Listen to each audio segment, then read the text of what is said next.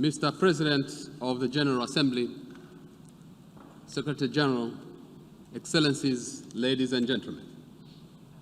At the outset, let me begin by thanking you all on behalf of Her Excellency Samia Suluhu Hassan, the President and Commander-in-Chief of the United Republic of Tanzania, government and people of the United Republic of Tanzania, and on my own behalf, for organizing this session to pay tribute to the memory of the late President, Dr. John Pombe Joseph Magufuli, who passed on March 17, 2021, this year.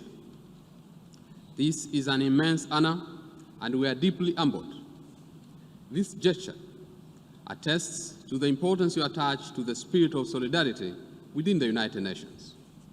I thank you unreservedly for the kind words and heartfelt condolences extended to me and through me to the government and people of the United Republic of Tanzania, and especially the bereaved family. Mr. President, life has seasons. It has been said, and I quote, "Every so often, very rarely, a person who is best of their generation is gifted to the world," end of quote. Late President Dr. John Pombe Joseph Magufuli was that rare person. He discovered the mission of his generation and never betrayed it. His love for God and his nation, his trust in his people, and his charisma made him a remarkable person with the dignity of a president with a common touch. He was a towering figure who inspired many across the world and spoke truth to power, and did so through tough love and in the tradition of humility. Among his peers, he practiced remarkable candor. He will always stand out as an unrelenting and hard-working leader, a true patriotic, a great statesman with a humble and selfless disposition. He was a paragon of virtues, an economic national who believed unapologetically on self-development. He was also a visionary leader, an ardent Pan-Africanist who believed that Tanzanians, Africans, and the entire humanity deserved the best. Taking over from his predecessor's achievements, he was an architect of the contemporary infrastructure development of Tanzania, and his development philosophy, as well as anti-corruption drive, created a unit of purpose and actions which propelled Tanzania to become a middle-income country in the lower category, nearly 5 years ahead of the projected time. He was a champion of self-determination and initiated several daring strategic institutional and regulatory reforms in order to build an independent and sustainable economy with self-reliance at its core.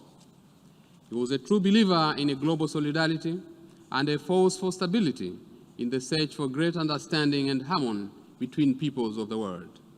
May God rest his soul in everlasting peace.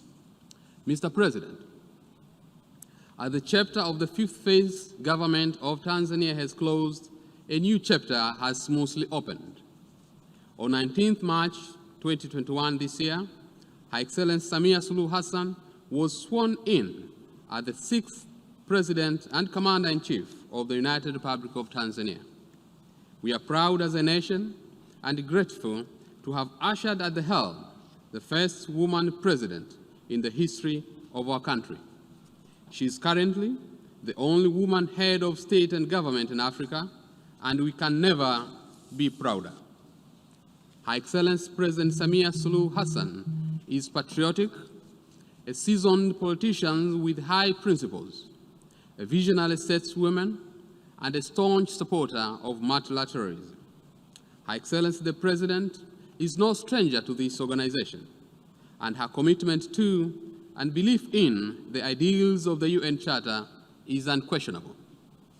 Under her leadership, the United Republic of Tanzania will continue to be a very faithful member of the United Nations and what it stands for: international peace and security, human rights, development, and well-being of the human race. Her Excellency the President has already taken over the leadership with unprecedented vitality, humility, creativity, speed, and passion towards achievement of the Agenda 2030 for Sustainable Development.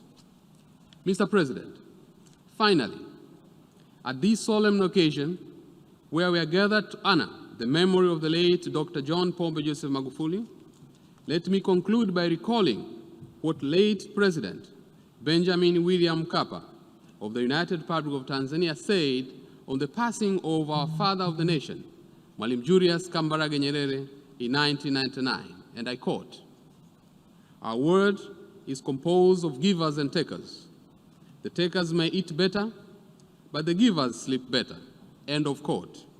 Indeed, in death, as in life, Dr. John Pombe Joseph Magufuli sleeps better, for his entire life was a life of giving and not taking.